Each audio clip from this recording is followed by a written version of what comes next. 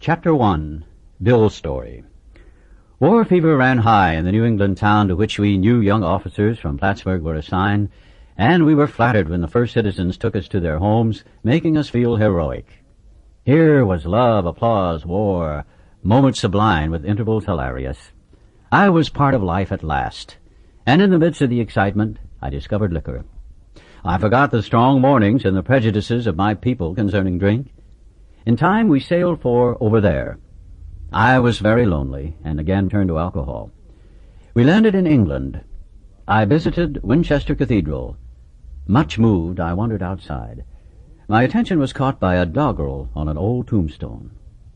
Here lies a Hampshire grenadier, who caught his death drinking cold small beer. A good soldier is ne'er forgot, whether he dieth by musket or by pot. Ominous warning, which I failed to heed. 22 and a veteran of foreign wars, I went home at last. I fancied myself a leader, for had not the men of my battery given me a special token of appreciation? My talent for leadership, I imagined, would place me at the head of vast enterprises, which I would manage with the utmost assurance. I took a night law course and obtained employment as investigator for a surety company. The drive for success was on. I had proved to the world I was important. My work took me about Wall Street, and little by little I became interested in the market. Many people lost money, but some became very rich. Why not I? I studied economics and business as well as law. Potential alcoholic that I was, I nearly failed my law course. At one of the finals, I was too drunk to think or write. Though my drinking was not yet continuous, it disturbed my wife. We had long talks, when I would still her forebodings by telling her that men of genius conceive their best projects when drunk, that the most majestic constructions of philosophic thought were so derived. By the time I had completed the course, I knew the law was not for me. The inviting maelstrom of Wall Street had me in its grip. Business and financial leaders were my heroes. Out of this alloy of drink and speculation, I commenced to forge the weapon that would one day turn in its flight like a boomerang and all but cut me to ribbons. Living modestly, my wife and I saved $1,000. It went into certain securities, then cheap and rather unpopular. I rightly imagined that they would someday have a great rise. I failed to persuade my broker friends to send me out looking over factories and managements, but my wife and I decided to go anyway. I had developed a theory that most people lost money in stocks through ignorance of markets. I discovered many more reasons later on. We gave up our positions and off we roared on a motorcycle, the sidecar stuffed with tent, blankets, and a change of clothes, and 3 huge volumes of a financial reference service. Our friends thought a lunacy commission should be appointed. Perhaps they were right. I had had some success at speculation, so we had a little money, but we once worked on a farm for a month to avoid drawing on our small capital. That was the last honest manual labor on my part for many a day. We covered the whole eastern United States in a year. At the end of it, my reports to Wall Street procured me a position there and the use of a large expense account. The exercise of an option brought in more money, leaving us with a profit of several $1,000s for that year. For the next few years, fortune threw money and applause my way. I had arrived. My judgment and ideas were followed by many to the tune of paper millions. The great boom of the late 20s was seething and swelling. Drink was taking an important and exhilarating part in my life. There was loud talk in the jazz places uptown. Everyone spent in thousands and chattered in millions. Scoffers could scoff and be damned. I made a host of fair-weathered friends. My drinking assumed more serious proportions, continuing all day and almost every night. The remonstrances of my friends terminated in a row, and I became a lone wolf. There were many unhappy scenes in our sumptuous apartment. There had been no real infidelity, for loyalty to my wife, helped at times by extreme drunkenness, kept me out of those scrapes. In 1929, I contracted golf fever. We went at once to the country, my wife to applaud while I started out to overtake Walter Hagen. Liquor caught up with me much faster than I came up behind Walter. I began to be jittery in the morning. Golf permitted drinking every day and every night. It was fun to caroom around the exclusive course which had inspired such awe in me as a lad. I acquired the impeccable coat of tan that one sees upon the well-to-do. The local banker watched me whirl fat checks in and out of his till with amused skepticism. Abruptly, in October 1929, hell broke loose on the New York Stock Exchange. After one of those days of inferno, I wobbled from a hotel bar to a brokerage office. It was 8 o'clock. 5 hours after the market closed, the ticker still clattered. I was staring at an inch of the tape which bore the inscription XYZ32. It had been 52 that morning. I was finished, and so were many friends. The papers reported men jumping to death from the towers of high finance. That disgusted me. I would not jump. I went back to the bar. My friends had dropped several million since 10 o'clock, so what? Tomorrow was another day. As I drank, the old fierce determination to win came back. Next morning, I telephoned a friend in Montreal. He had plenty of money left, and thought I had better go to Canada. By the following spring, we were living in our accustomed style. I felt like Napoleon returning from Elba. No St. Helena for me. But drinking caught up with me again, and my generous friend had to let me go. This time we stayed broke. We went to live with my wife's parents. I found a job, then lost it as a result of a brawl with a taxi driver. Mercifully, no one could guess that I was to have no real employment for 5 years, or hardly draw a sober breath. My wife began to work in a department store, coming home exhausted to find me drunk. I became an unwelcome hanger-on at brokerage places. Liquor ceased to be a luxury. It became a necessity. Bathtub gin, 2 bottles a day, and often 3, got to be routine. Sometimes a small deal would net a few $100s, and I would pay my bills at the bars and delicatessens. This went on endlessly, and I began to waken very early in the morning, shaking violently. A tumblerful of gin, followed by half a dozen bottles of beer, would be required if I were to eat any breakfast. Nevertheless, I still thought I could control the situation, and there were periods of sobriety which renewed my wife's hope. Gradually, things got worse. The house was taken over by the mortgage holder, my mother-in-law died, my wife and father-in-law became ill. Then I got a promising business opportunity. Stocks were at the low point of 1932, and I had somehow formed a group to buy. I was to share generously in the profits. Then I went on a prodigious bender, and that chance vanished. I woke up. This had to be stopped. I saw I could not take so much as one drink. I was through forever. Before then I had written lots of sweet promises, but my wife happily observed that this time I meant business, and so I did. Shortly afterward I came home drunk. There had been no fight. Where had been my high resolve? I simply didn't know. It hadn't even come to mind. Someone had pushed a drink my way, and I had taken it. Was I crazy? I began to wonder, for such an appalling lack of perspective seemed near being just that. Renewing my resolve, I tried again. Some time passed, and confidence began to be replaced by cocksureness. I could laugh at the gin mills. Now I had what it takes. One day I walked into a cafe to telephone. In no time I was beating on the bar, asking myself how it happened. As the whiskey rose to my head, I told myself I would manage better next time, but I might as well get good and drunk then, and I did. The remorse, horror, and hopelessness of the next morning are unforgettable. The courage to do battle was not there. My brain raced uncontrollably, and there was a terrible sense of impending calamity. I hardly dared cross the street, lest I collapse and be run down by an early morning truck, for it was scarcely daylight. An all-night place supplied me with a dozen glasses of ale. My writhing nerves were stilled at last. The morning paper told me the market had gone to hell again. Well, so had I. The market would recover, but I wouldn't. That was a hard thought. Should I kill myself? No, not now. Then a mental fog settled down. Gin would fix that. So 2 bottles and oblivion. The mind and body are marvelous mechanisms, for mine endured this agony 2 more years. Sometimes I stole from my wife's slender purse when the morning terror and madness were on me. Again, I swayed dizzily before an open window or the medicine cabinet where there was poison, cursing myself for a weakling.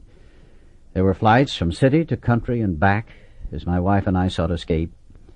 Then came the night when the physical and mental torture was so hellish I feared I would burst through my window, sash and all.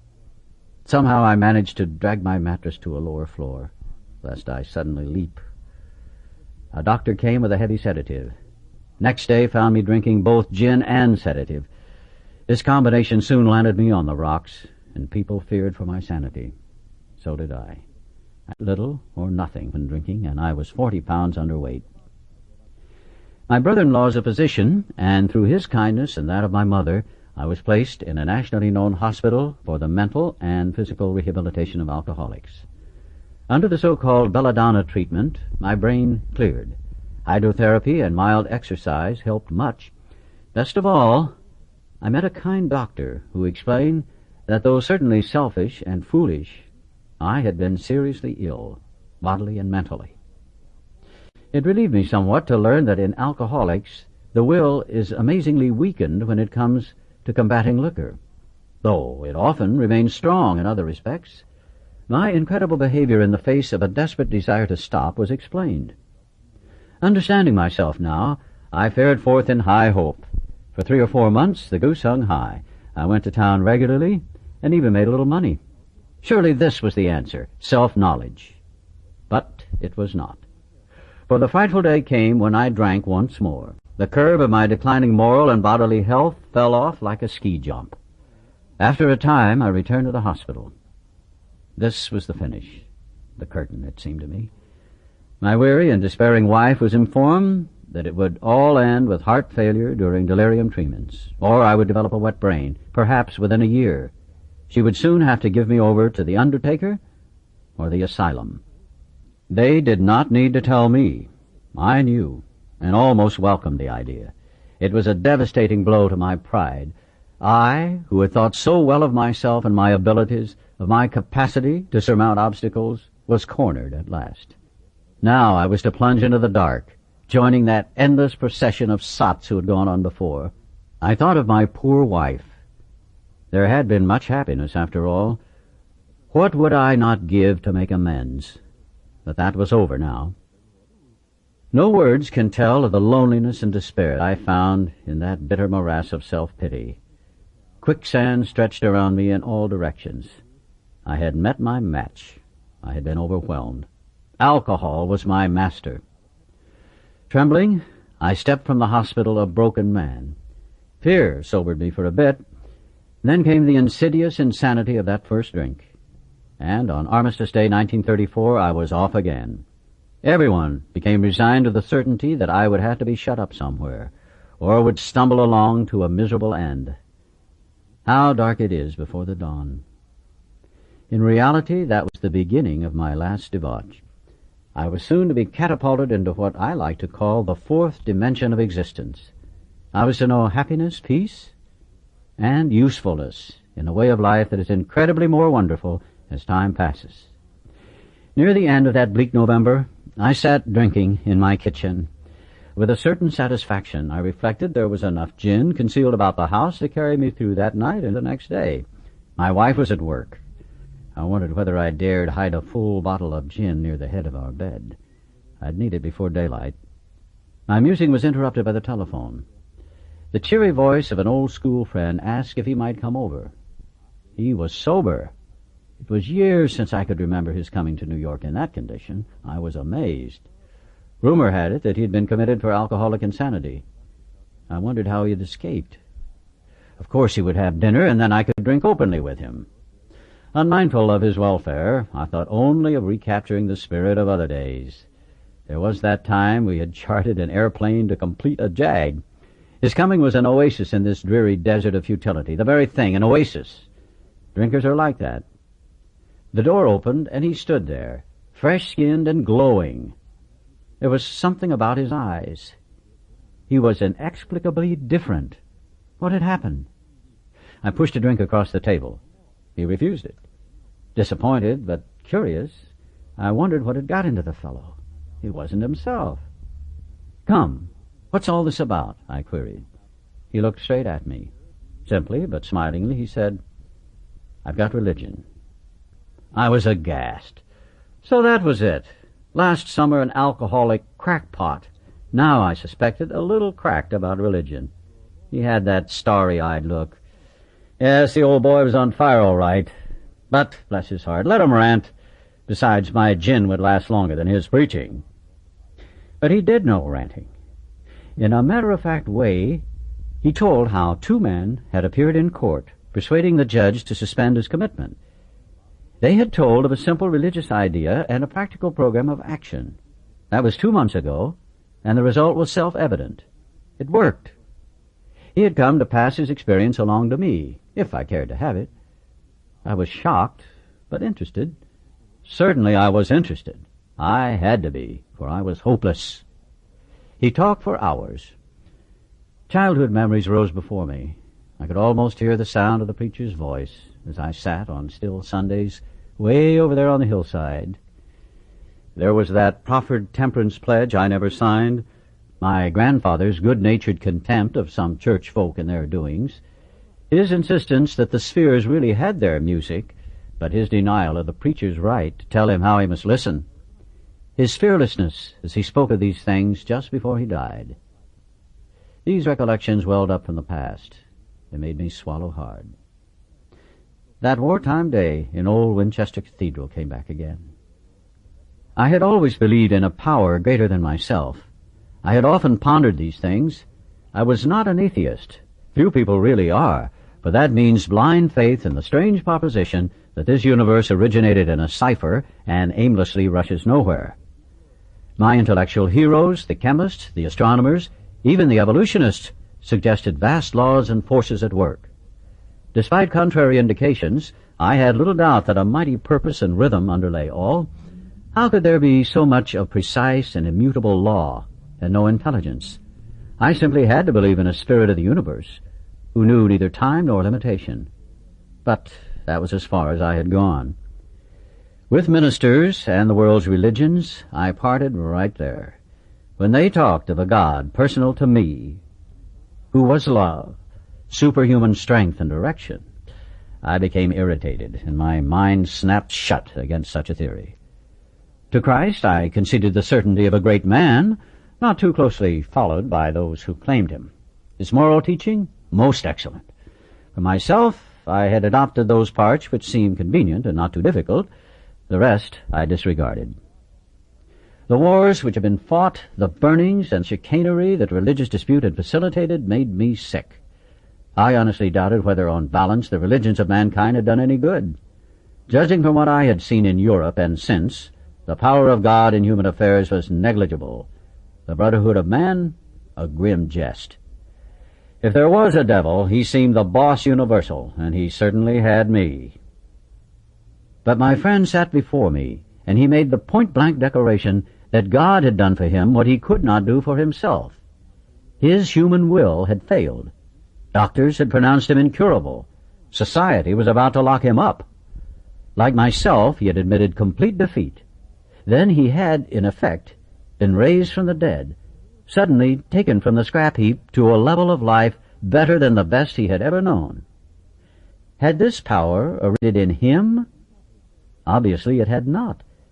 There had been no more power in him than there was in me at that minute, and this was none at all. That floored me. It began to look as though religious people were right after all.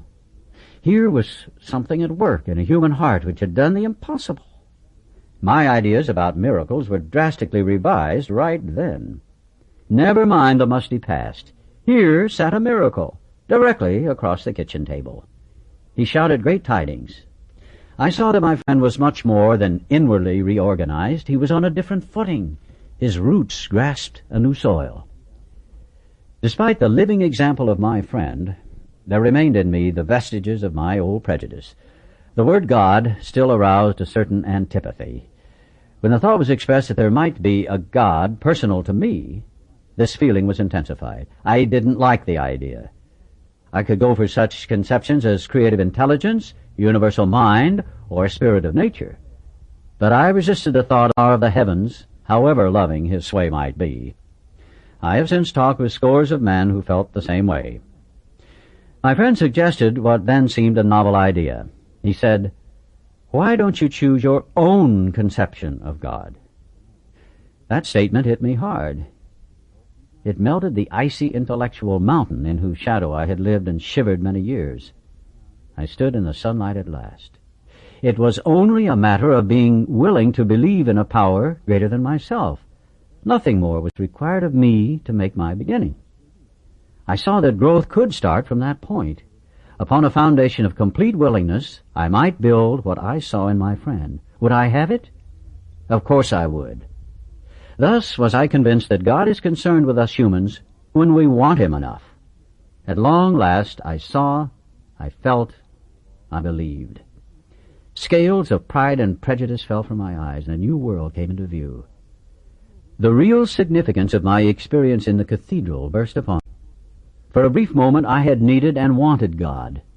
There had been an humble willingness to have Him with me, and He came. But soon the sense of His presence had been blotted out by worldly clamors, mostly those within myself. And so it had been ever since. How blind I had been! At the hospital I was separated from alcohol for the last time. Treatment seemed wise, for I showed signs of delirium tremens. There I humbly offered myself to God, as I then understood Him, to do with me as He would. I placed myself unreservedly under His care and direction. I admitted for the first time that of myself I was nothing, that without Him I was lost.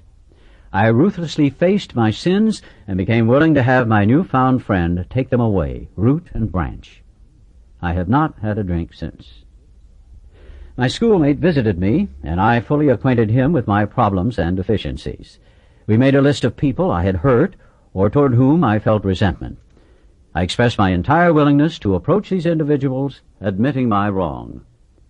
Never was I to be critical of them. I was to right all such matters to the utmost of my ability. I was to test my thinking by the new God consciousness within.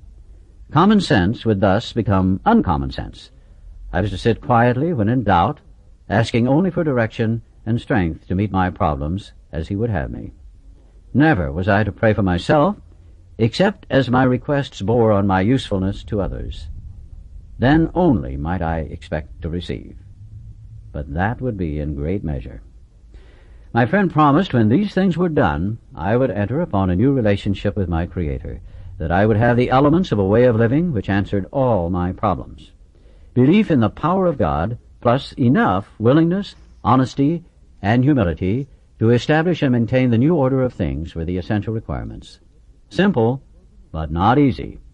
A price had to be paid. It meant destruction of self-centeredness. I must turn in all things to the Father of light, who presides over us all. These were revolutionary and drastic proposals. But the moment I fully accepted them, the effect was electric. There was a sense of victory, followed by such a peace and serenity as I had never known. There was utter confidence. I felt lifted up, as though the great clean wind of a mountain top blew through and through. God comes to most men gradually, but His impact on me was sudden and profound. For a moment I was alarmed, and called my friend the doctor to ask if I were still sane. He listened in wonder as I talked. Finally, he shook his head, saying, "Something has happened to you I don't understand. But you'd better hang on to it. Anything is better than the way you were." The good doctor now sees many men who have such experiences. He knows that they are real. While I lay in the hospital, the thought came that there were thousands of hopeless alcoholics who might be glad to have what had been so freely given me. Perhaps I could help some of them. They, in turn, might work with others. My friend had emphasized the absolute necessity of demonstrating these principles in all my affairs. Particularly, it was imperative to work with others as he had worked with me. Faith without works was dead, he said, and how appallingly true for the alcoholic. For if an alcoholic failed to perfect and enlarge his spiritual life through work and self-sacrifice for others, he could not survive the certain trials and low spots ahead. If he did not work, he would surely drink again, and if he drank, he would surely die. Then faith would be dead indeed. With us, it is just like that. My wife and I abandoned ourselves with enthusiasm to the idea of helping other alcoholics to a solution of their problems. It was fortunate, for my old business associates remained skeptical for a year and a half during which I found little work. I was not too well at the time, and was plagued by waves of self-pity and resentment. This sometimes nearly drove me back to drink. But I soon found that when all other measures failed, work with another alcoholic would save the day.